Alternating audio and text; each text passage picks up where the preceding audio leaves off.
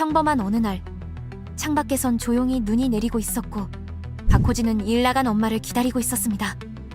그러던 밤 TV에 뉴스 속보가 흘러나옵니다. 소방관이었던 엄마는 사고 현장에서 미처 대비하지 못한 아이를 구하려다 건물 붕괴에 휘말려 결국 돌아오지 못했습니다. 엄마가 떠난 지 벌써 2년. 그 이후 아빠와 살던 집을 떠났습니다. 어머니의 유품을 차에 싣고 이사 중이었습니다. 그 순간 아버지의 부름도 듣지 못한 채 호진은 무언가를 멍하니 바라봅니다. 꿈틀거리며 태양을 가리는 정체불명의 검붉은 벽. 그날 이후로는 다시 볼 수 없었고 누구도 본 적이 없다고 합니다. 혼란스러운 와중에 누군가와 부딪혀 넘어질 뻔합니다. 다행히 그녀가 손을 뻗어 호지를 붙잡습니다. 그 순간 다시 나타난 검붉은 벽. 그녀의 이름은 최하성. 그리고 깨닫게 됩니다. 누군가의 손을 잡으면 그 벽이 보인다는 사실을. 남들 눈에 보이지 않는 그 벽은 어릴 적부터 문제를 일으켜 왔습니다. 중요한 순간 발목을 붙잡거나 손가락을 움켜쥐거나 숨통을 조이기도 했습니다. 남들은 볼 수 없지만 분명히 존재하는 그것. 그 정체는 바로 재능의 한계였습니다. 박호지의 벽은 달랐습니다. 가운데가 갈라져 있었습니다. 아직 도달하지 않은 걸까요? 재능의 끝. 그러다 한계를 넘으려는 사람들을 보게 됩니다. 바로 스포츠 클라이밍. 올림픽 경기 13일째 클라이밍 결승 루트의 이름은 태양으로 가는 길. 선수가 홀드를 놓치고 공중으로 추락합니다. 아직 그 누구도 이 구간을 넘지 못했습니다. 그야말로 역대급 난이도. 탑 홀드는 단 한 사람만이 잡을 수 있는 태양의 눈. 박호진은 TV 앞에 앉아 그 경기를 지켜봅니다. 공항에서도 사람들이 웅성거리며 함께 보고 있습니다. 다른 경기로 돌리자고 말하는 사람들. 하지만 박호진은 단호합니다. 이 경기는 꼭 봐야 합니다. 그 눈빛은 또렷하고 반짝입니다. 빠른 재미를 원하는 어른들 앞에서 결코 밀리지 않습니다. 오히려 한마디 쏘아붙이기까지 합니다. 그때 대한민국 대표 선수가 등장합니다. 예선 1위, 16살 클라이밍 샛별. 그 이름은 최하성. 사람들은 그녀의 등장에 TV 앞으로 모입니다. 아까 채널 돌리자던 사람도 이제는 조용히 봅니다. 이미 영재로 알려졌던 최하성. 모두 그녀의 도전을 기대하고 있습니다. 마침내 아무도 넘지 못한 구간에 도전하는 최하성. 로프에 매달린 채 홀드를 따라 올라갑니다. 하지만 중간 구간에서 잠시 멈춰버립니다. 남은 시간은 많지 않습니다. 박호진은 생각합니다. 자신처럼 한계가 닫히지 않은 최하성을 통해 답을 얻고 싶어합니다. 최하성이 한계를 넘는다면 자신 역시 한계를 넘을 수 있지 않을까? 드디어 손을 뻗습니다.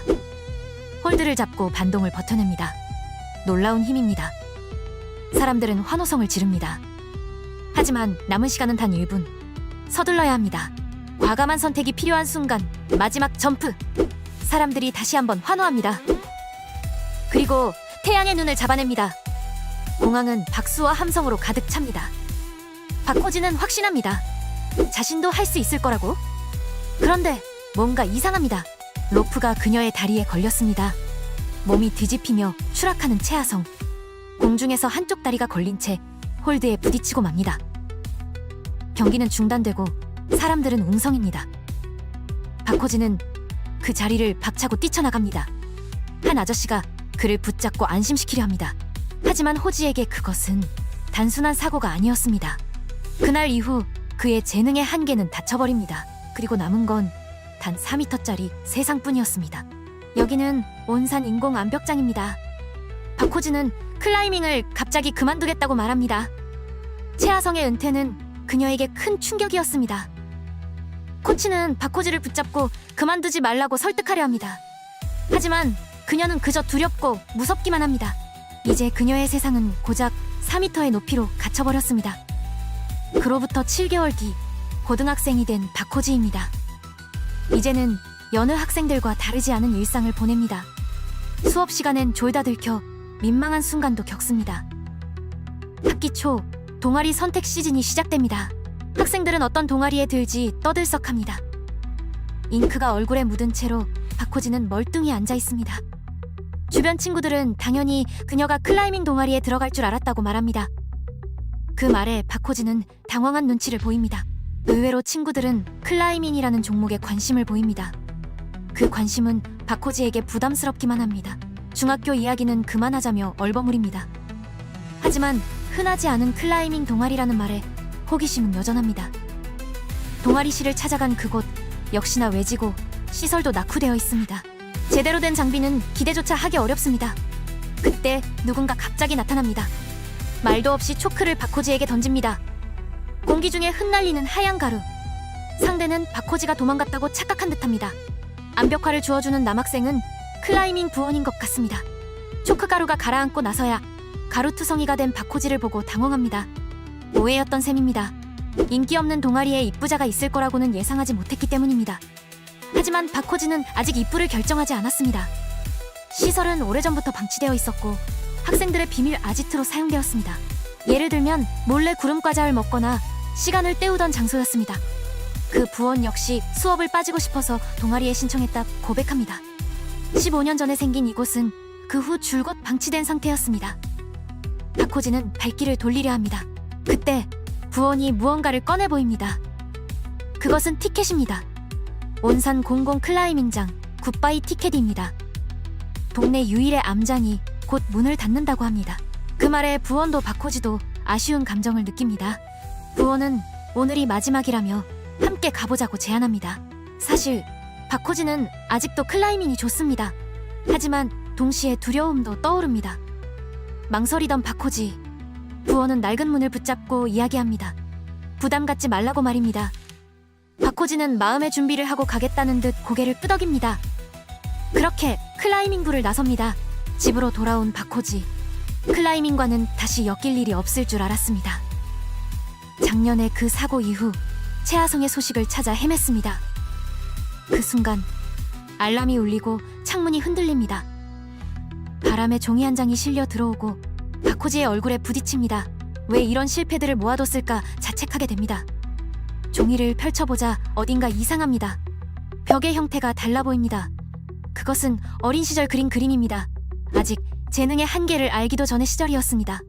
아마도 엄마와 함께 그린 그림이었을지도 모릅니다. 엄마라면 이렇게 말했을 것입니다. 다른 수가 있는 것도 아니잖아? 그러니까 한 번만 더 부딪혀보고 포기하는 거야. 그 말이 박호지의 마음을 다시 일으켜 세웁니다. 충동적으로 나섰지만 어딘지 몰랐고 코치를 만나면 곤란하다고 생각합니다. 그래서 지하부터 찾기 시작합니다. 텅 빈 공간, 아무도 없어 보입니다. 정말 아무도 없는 걸까요? 괜히 주변을 둘러보던 중 문득 누군가가 시야에 들어옵니다. 한 사람이 벽 앞에 서 있습니다. 복잡한 루트를 응시하고 있습니다. 혹시 고수일까요? 조심스럽게 지켜봅니다. 그는 손에 초크를 묻히고 경로를 머릿속에 그리고 있습니다. 몸짓도 장비도 어딘가 낯이 익습니다. 스타트 자세를 잡고 몸을 힘차게 띄웁니다. 한 손으로 잡기 힘든 홀드를 정확히 붙잡습니다. 다음 동작 역시 쉽지 않아 보입니다. 벽을 박차고 다시 한번 도약합니다. 반동을 버티며 다음 위치를 확보합니다.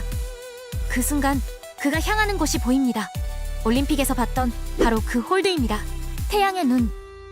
최하성을 추락시킨 그 악랄한 홀드입니다. 박호지는 반사적으로 뛰쳐나갑니다. 미끄러져 홀드를 놓칩니다. 위태롭습니다. 떨어질지도 모릅니다. 하지만 등반 중 매트 위로 뛰는 것은 위험합니다. 그녀의 머리카락이 시야에 들어옵니다. 엄청난 힘으로 버텨봅니다. 그리고 마침내 얼굴이 보입니다. 그 사람은 최하성이었습니다. 머리가 울리고 시야가 흐릿합니다. 마지막 기억은 분명 매트 위였습니다. 천천히 기억이 되돌아옵니다. 롤모델인 최하성이 손을 뻗고 있습니다. 정신을 차리고 황급히 일어납니다. 하지만 최하성의 표정은 좋지 않습니다. 정신이 나갔냐며 몰아붙입니다. 무모한 행동이었다며 혼냅니다. 초보자임을 바로 알아차립니다.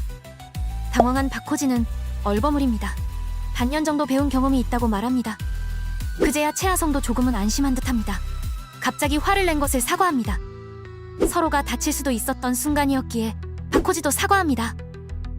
오랜만에 암장이라 기초조차 가물가물했던 박호지. 그런 그녀에게 최하성은 무언가를 부탁합니다. 최하성의 부탁이라면 뭐든 하고 싶은 박호지입니다. 휴게실에서 클라이밍 기초책을 정독하고 오는 것이었습니다. 정신을 차리고 다시 밖으로 나갑니다. 벽을 밟는 쿵쿵거리는 소리가 들립니다. 최하성은 잠시도 쉬지 않고 훈련에 집중하고 있는 듯합니다. 온갖 풀지 못한 문제를 다시 시도합니다. 마침내 태양의 눈을 잡아냅니다. 탑폴드까지 완전히 제압해버립니다. 그 모습을 보며 서둘러 돌아가는 박호지. 채하성은 루트를 정복하고 천천히 내려옵니다. 그 모습을 놓칠 수 없어 계속 지켜봅니다. 그녀의 움직임에 감탄이 절로 나옵니다. 뜻밖의 장소에서 다시 마주한 태양의 눈. 채하성은 박호지에게 태양의 눈을 한번 잡아보라고 제안합니다.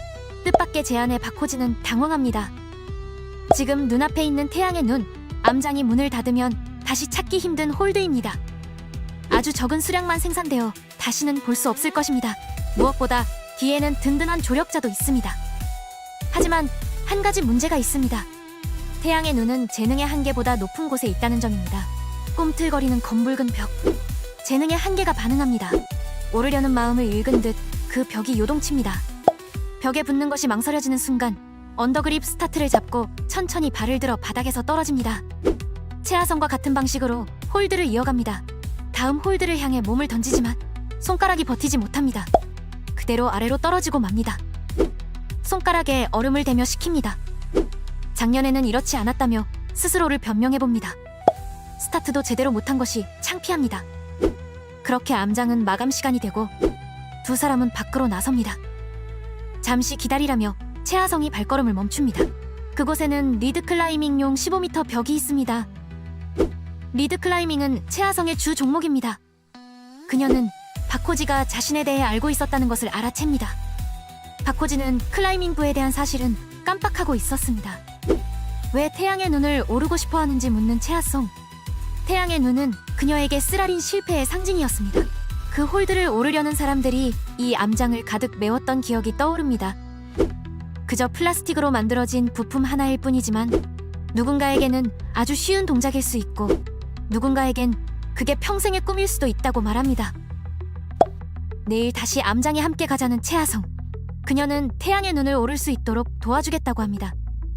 그러면서 박호지의 손을 잡습니다. 그 순간 채하성의 손에서 재능의 한계가 보입니다. 15m에 도달하지 못하는 그녀의 검붉은 벽이 꿈틀거리고 있습니다. 소방관이 어린이를 구하러 불길 속으로 진입합니다. 아이를 발견한 순간 문을 여는 찰나 강한 폭발이 일어납니다. 박호지가 눈을 뜹니다. 꿈이었습니다. 학교에서는 모두가 일상적인 대화를 나누고 있습니다. 하지만 박호지는 멍하니 앉아 있습니다. 꿈에서 본 어머니가 마음에 걸립니다. 다음 날 채하성과 다시 암장에서 만납니다. 여전히 몸의 감이 완전히 돌아오지 않은 상태입니다. 머리로는 모든 루트를 파악하고 있음에도 쉬는 동안 빠진 근육 탓인지 몸이 따라주지 않습니다. 하지만 빠진 근육은 시간이 걸리겠지만 자세는 금방 고칠 수 있습니다. 채하성은 휴대폰으로 촬영을 하자고 제안합니다. 다시 문제풀이에 도전하지만 연이어 실패합니다.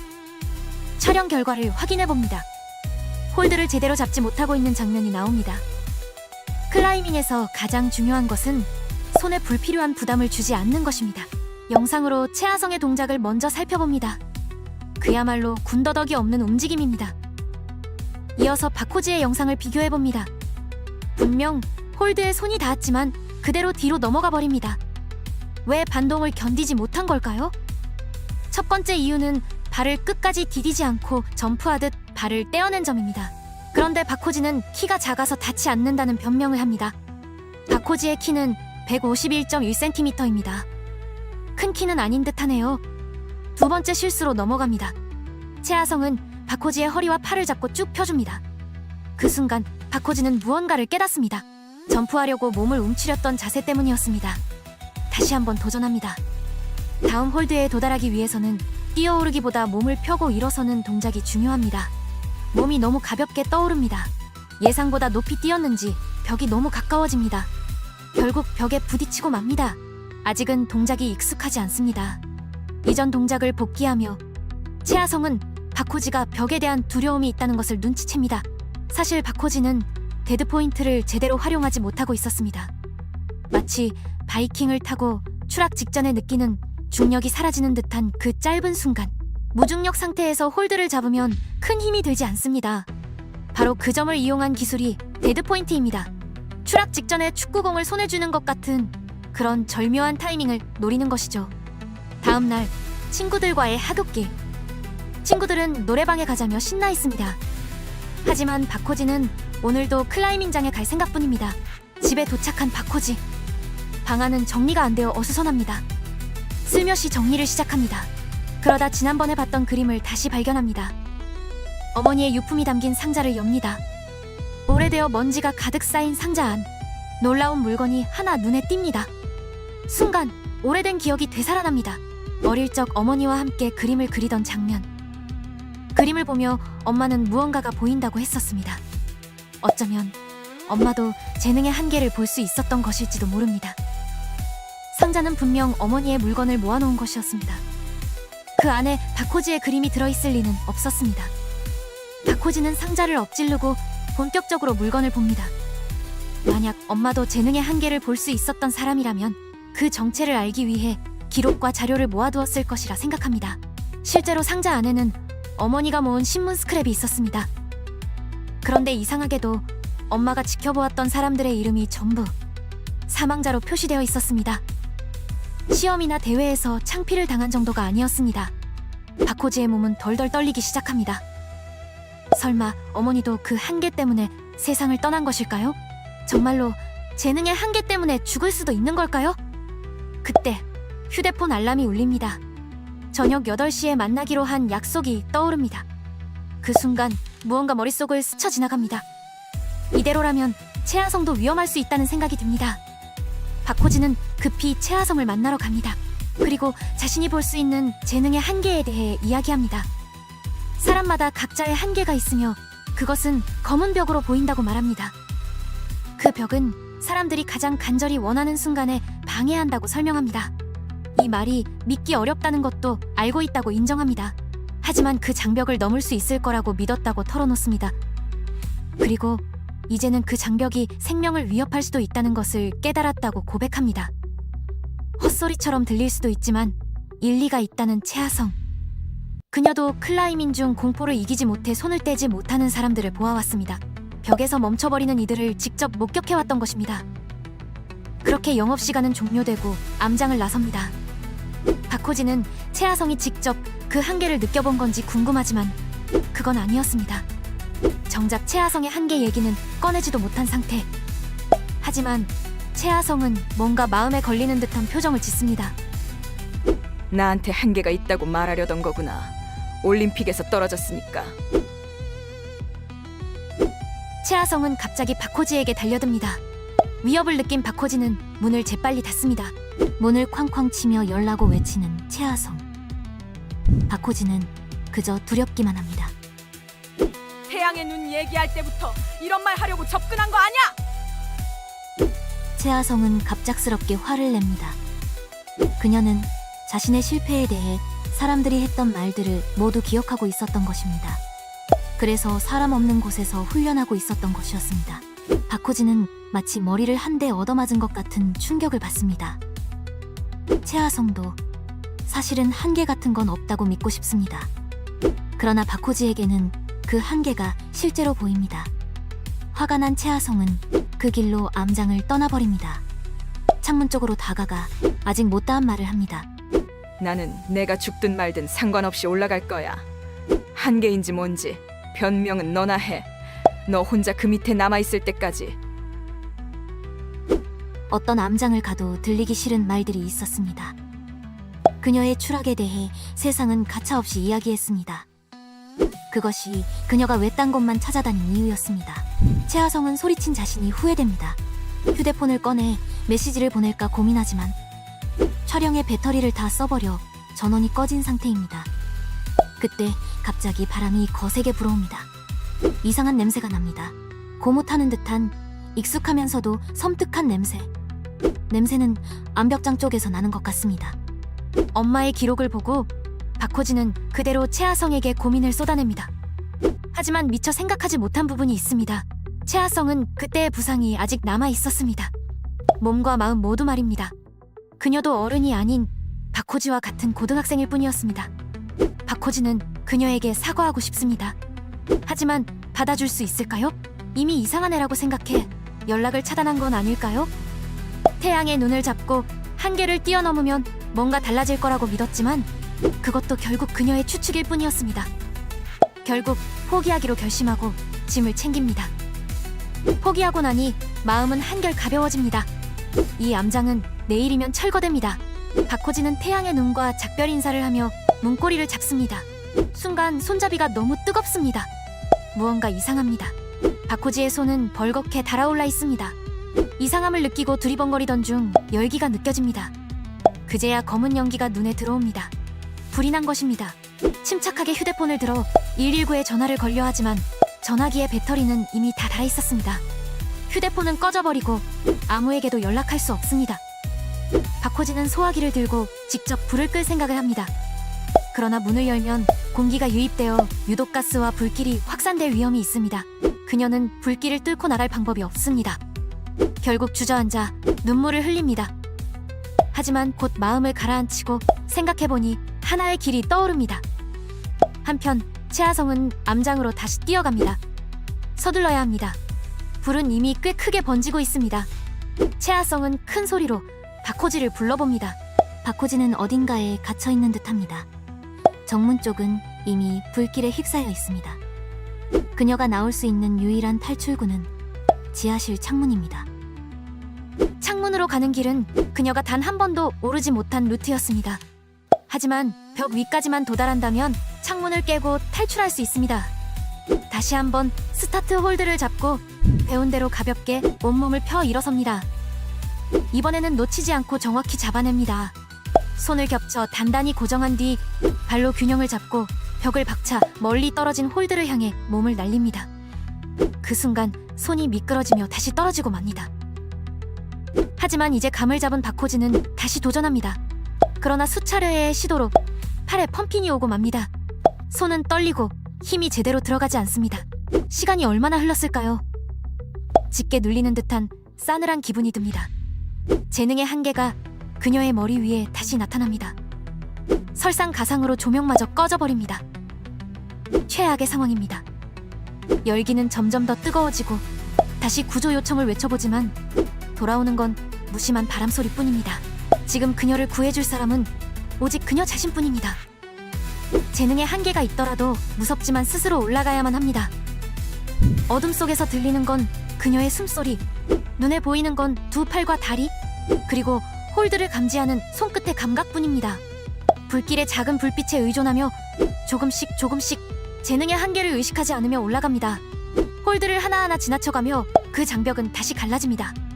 왜인지는 알 수 없지만 태양의 눈 주변이 유독 또렷하게 보입니다.